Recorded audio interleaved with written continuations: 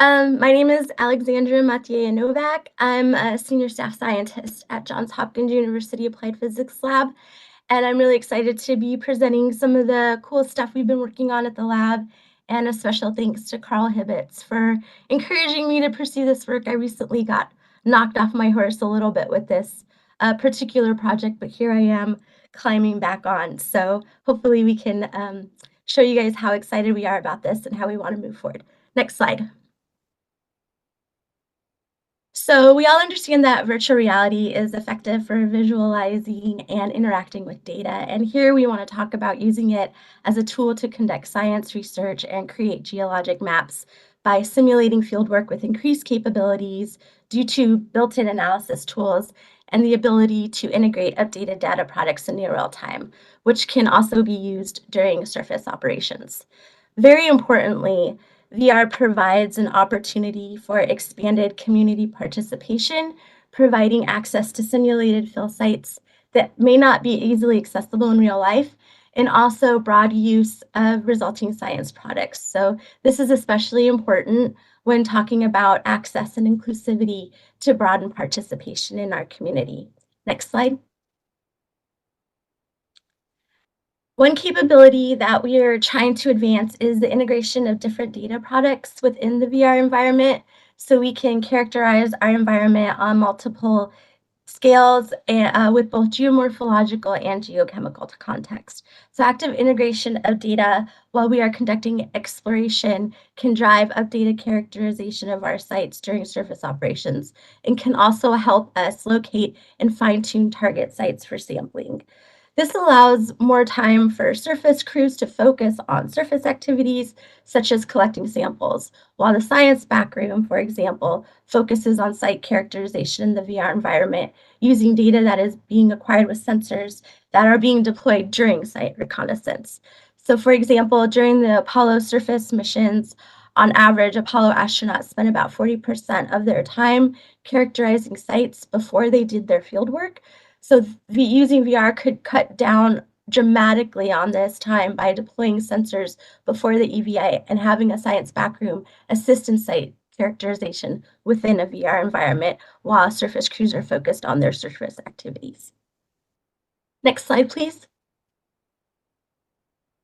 So multi-instrument data integration in the VR environment can happen at many scales. So we can first use orbital data at about the 1 meter per pixel, which we do have, to do some initial site characterization at that scale, which is useful where we can at least familiarize ourselves with the topography, surface roughness, and surface composition of the site.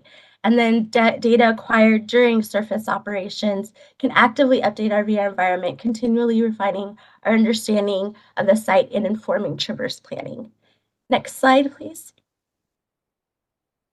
So we can kind of go through these next 4 slides a little bit quickly. I'll talk as we go through them. I'm trying to show that so far we've had really good science coming out of integrating orbital data. You can go to the scroll through to like maybe 2 per second.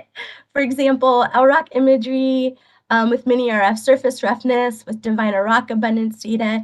Even at 2D, we can get really valuable geomorphological and geochemical context for the lunar surface by integrating these data sets. So we see the potential of being able to get even greater science return from data integration by doing so within an immersive VR environment where we can view this information in 3D. Again, this can really assist in active science operations, geologic mapping, site reconnaissance, and target selection. Next slide, please. Most of these points I've discussed in earlier slides, but I do want to focus on the bottom box of what our goal is for using VR in active science operations, and that's to be able to close as quickly as possible the OODA loop, so observe, orient, decide, and act. Again, the benefit of VR enables science operations is that while the surface crew is focused on surface activities, remote science operators and science backroom planners can drive the OODA loop in an immersive environment with access to even more data than the surface crew. Next slide, please. With these ideas in mind, we have created a proof of concept using VR to simulate fieldwork in an analog environment. We use LiDAR data collected at Kings Bowl volcanic terrain and analog for lunar impact melts to create a VR environment to study fine scale features, so meter to centimeter scale ejecta blocks, for example. First, we simulated having pre-existing environment built from orbital data at about 1 meter resolution. So that's in that bottom image, that's the darker gray terrain you can see in the background. Then we simulated having telerobotic capabilities where Spot Robot collected active data with a LiDAR sensor. So what the picture on top shows Kirby Runyon, who's someone who's been helping me out with this project as well, and I are acting as science backroom, and then Jorge is on the left. He's sort of driving the robot to go to new locations, and we're all doing this actually over Zoom. So it's emphasizing the remote nature of this type of capability, where we're able to see the same thing at the same time. Jorge is in a 3D immersive environment, and he can speak to what he's seeing in that 3D immersive environment, and then we're able to sort of plan forward where we're going to go next. This work was also leveraged as a student engagement activity where high school students from Baltimore City were able to learn some field geology principles in VR environment, and it gave us an opportunity to talk about analog science and lunar exploration with them, and it was a lot of fun. They had a good time. Next slide, please.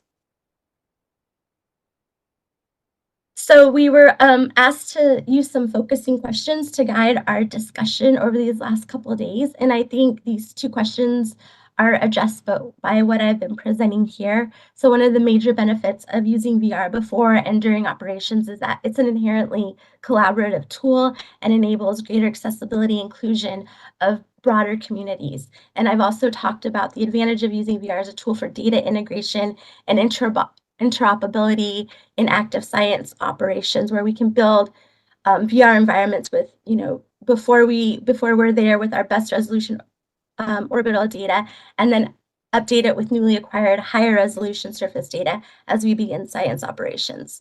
We can also use analog sites to test, validate, and verify our data interoperability for science operations, and future science operators and surface crew can test VR capabilities and train for the mission using analog sites.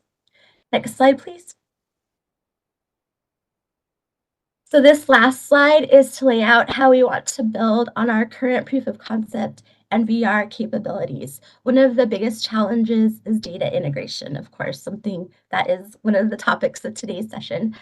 Data sets we are using for our analog environment come from different sensors and platforms, so resolving issues with geolocation, differences in coverage, different formats, that's our current focus right now. And as we continue to simulate fieldwork in our VR environment, we are adding to the list of tools and capabilities that we'd like to have available to us within the environment so we can recreate as closely as possible doing fieldwork like we would do at analog sites or like we will be doing on the moon. And that was my last slide. So you can go to the next slide for some nice pictures. And that's it. Thank you very much.